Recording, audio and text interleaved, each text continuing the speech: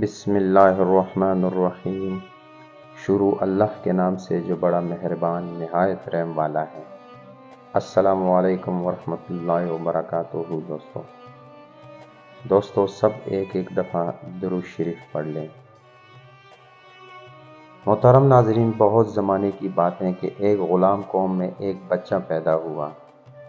جب یہ بچہ جوان ہوا تو اس نے دیکھا کہ برابر والی سلطنت کا بادشاہ زبردستی ان کی قوم سے خراج وصول کرتا ہے، کیونکہ اس کے پاس بہت بڑا لشکر تھا اور وہ بادشاہ ظالم بھی بہت تھا۔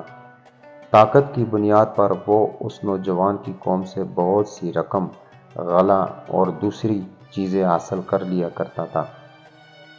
آخرکار اس نوجوان سے رہا نہ گیا اور اس نے اپنی قوم کے لوگوں سے کہا کہ تم لوگ اس بادشاہ کے آدمیوں کو خراج دینا بند کر دو۔ لوگوں نے جب یہ بات سنی تو نوجوان کا خوب مذاق اڑایا اور کہا کہ ابھی ناتجربہ کار ہیں، اسے کیا معلوم کہ خراج روک لیا تو بادشاہ ہمارے ملک پر چڑھائی کر دے گا اور ہمیں برباد کر دے گا۔ نوجوان نے لاکھ سمجھایا کہ وہ تمہارا کچھ نہیں بگاڑ سکتا، لیکن لوگ ایک نہ مانے۔ آخر نوجوان نے خاموشی اختیار کر لی۔ وہ سمجھ چکا تھا کہ یہ قوم صرف اس لیے بزدل ہو گئی ہے کہ یہ اپنی طاقت پر بھروسہ کرتی ہے اور طاقت دینے والے خدا پر اس کا اعتماد کمزور ہو چکا ہے۔ لہذا اس نے ایک پروگرام بنایا کہ وہ پہلے ان لوگوں کو اس بات پر راضی کرے گا کہ خدا پر ایمان لایا جائے۔ چنانچہ نوجوان نے اس کام پر اپنی ساری محنت لگا دی۔ وہ لوگوں کو جمع کر کے نصیحتیں کرتا اور سمجھاتا کہ دنیا کی سب سے بڑی طاقت صرف اللہ کی طاقت ہے۔ وہ اگر چاہے تو چیونٹے سے ہاتھی جیسے بھاری بھرکم جانور کو ہلاک کرا دے۔ محترم ناظرین، نوجوان کی محنت کا یہ نتیجہ نکلا کہ لوگ آہستہ آہستہ اس کی بات پر یقین کرنے لگے اور اللہ پر ایمان لانے لگے۔ پھر رفتہ رفتہ ایمان لانے والوں کی تعداد میں اضافہ ہوتا رہا اور کچھ ہی سالوں میں ایک بہت بڑی جماعت بن گئی۔ اب جو ظالم بادشاہ کے آدمی خراج وصول کرنے آئے تو اس جماعت نے خراج دینے سے صاف انکار کر دیا۔ انہوں نے واپس جا کر اپنے بادشاہ کو بتایا کہ اس مرتبہ ان لوگوں نے خراج دینے سے صاف انکار کر دیا ہے۔ بادشاہ کو یہ سن کر بہت غصہ آیا اور اس نے دھمکی بھجوا دی کہ میں تمہاری قوم سے جنگ کرنے آ رہا ہوں، تیار ہو جاؤ۔ جب نوجوان کی قوم کو جنگ کا پیغام ملا تو وہ گھبرائے، لیکن نوجوان نے ان کی ہمت بندھائی اور کہا، اس وقت تمہارے پاس ایمان کی قوت ہے اور اللہ تمہاری حمایت کرنے والا ہے۔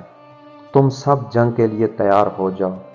تمام بستی والے جنگ کے لیے تیار ہو گئے۔ جو ہی اس ظالم بادشاہ نے ان کے ملک میں فوج داخل کرنا چاہی تو انہوں نے اسے للکارا اور مقابلے پر آ گئے اور جنگ شروع کر دی۔ ظالم بادشاہ کے آدمی اس جنگ کے لیے تیار نہ تھے۔ وہ سمجھے تھے کہ یہ لوگ بزدل ہیں، بھاگ جائیں گے، لیکن جب زبردست حملہ ہوا تو بادشاہ کے آدمی واپس بھاگے، لیکن اس قوم نے دور تک ان کا تعاقب کیا۔ آخرکار ان کے ملک کو فتح کر لیا اور ظالم بادشاہ کو ہلاک کر دیا۔ اب یہ نوجوان اپنی قوم کو لے کر آگے بڑھا اور مغربی حصے کو آخری کونے تک فتح کر لیا۔ وہاں بھی ایک کافر قوم آباد تھی۔ نوجوان نے اس قوم کو بھی اللہ کا پیغام سنایا اور لوگوں کو خدا پر ایمان لانے کی دعوت دی۔ لوگ راضی ہو گئے، وہاں مسجد تعمیر کی گئی اور خدا کی عبادت شروع ہو گئی۔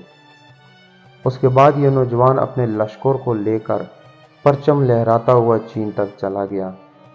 یہاں پہنچا تو کیا دیکھا کہ پہاڑ کے دامن میں ایک غریب قوم آباد ہے۔ اس قوم نے فریاد کی کہ یہاں یاجوج ماجوج نامی دو ظالم قومیں آباد ہیں جو ہر سال ہماری قوم میں آ کر لوٹ مار کرتے ہیں، فصلیں تباہ کر دیتے ہیں، غلہ اٹھا کر لے جاتے ہیں اور بہت سے لوگوں کو قتل کر دیتے ہیں۔ ہمیں ان سے نجات دلا دیں، ہم آپ کو بہت سی دولت جمع کر کے پیش کریں گے۔